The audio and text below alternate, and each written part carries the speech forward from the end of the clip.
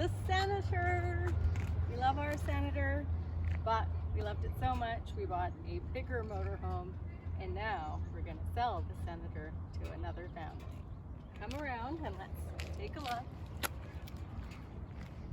It's a 28-foot motorhome, obviously. There's lots of storage inside, so you can see that you can go in from the back or from either side, so you can, it's easy to get things in and out.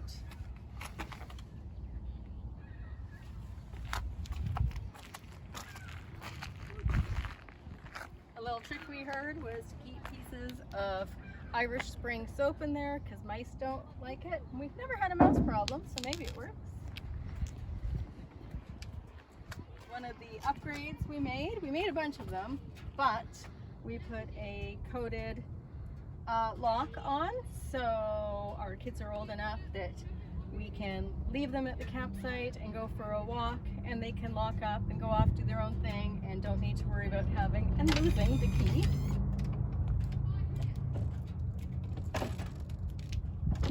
Come see.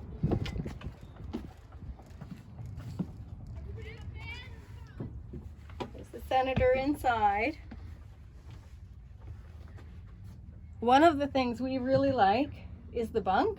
It doesn't need to be lowered because those are nice to have them out of the way, but they do sometimes break. The really nice thing is this whole half of the mattress flips over, so you can still leave the bed pretty much made and just flip it up, and you've got windows on either side so it doesn't get too stuffy, and there's a curtain that zips across. There's also a curtain that snaps on to here for a little more privacy. This turns into a bed. It has seat belts for two on either side. To be honest, we've never used this as a bed because we just travel with our two youngest children, and this is the bed of last resort, so we can have breakfast in the morning without waiting for somebody to get their rear in gear and get their stuff out of our way. There's storage underneath that lifts up on each side, so this is where our kids would keep their clothes. On one side, it's kind of like the half side is available. That's where shoes would be kept. The other side is the water heater, and then over here it's all open for storage underneath. And we had baskets under there for the kids to keep their clothes. The jackknife sofa is where one of our two kids would sleep. So one there and one here. And it's pretty simple to bring down. You just need a man with a strong arm. He pulls it up, flattens down. You probably know what a jackknife sofa does. Clearly, this entertainment receptacle, as they call it, is from the olden days before flat screens. Our kids just kept games in here. We didn't, we have iPads and stuff, so we didn't mind not having a TV in here, but you could like plug something into there or get one of the old-fashioned kind with a DVD or even VHS for cheap at the thrift store and have some rainy day entertainment on the road. All the cabinets are in really good shape, and there's actually quite a lot of room. We like to use baskets, so we just lift down what we need. It keeps things from flying around. There's even a small one up there that comes in quite handy. And then the kitchen, there's a little flip up countertop, give you a little more room.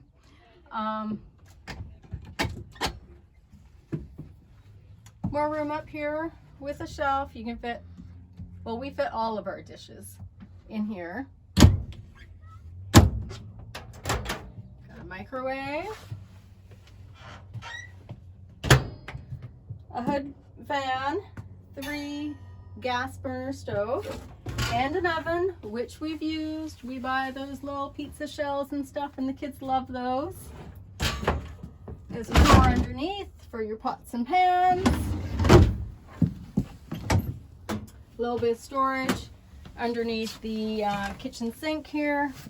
I think most people probably keep a separate garbage can at the end, but if you wanted to put a little one in there, maybe like a bathroom size, you could.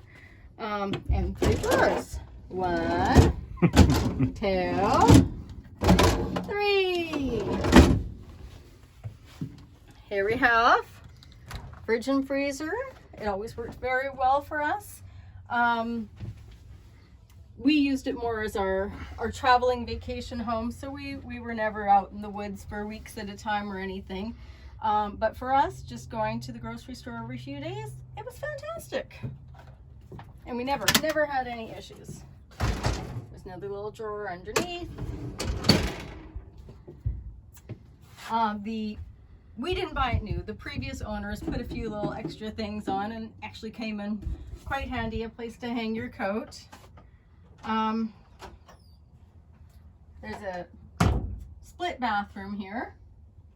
So here, do you want to hand me that? Toilet, sink,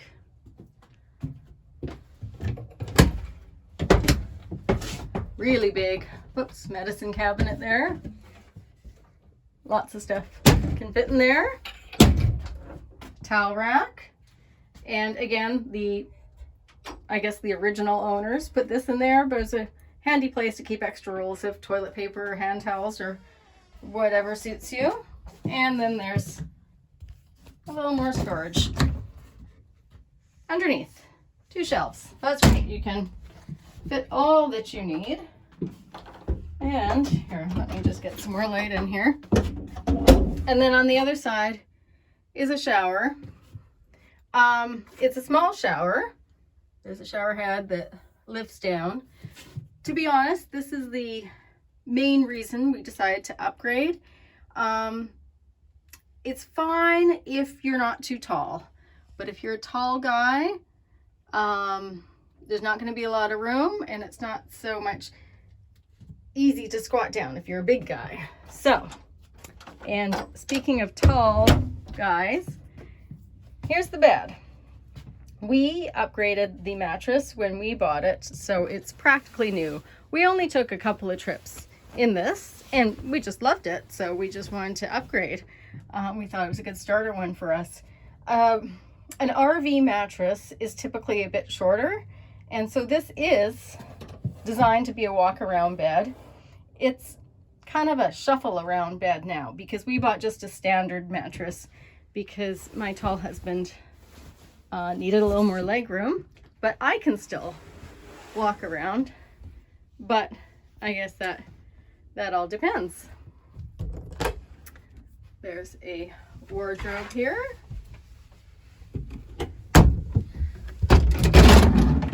Drawer underneath.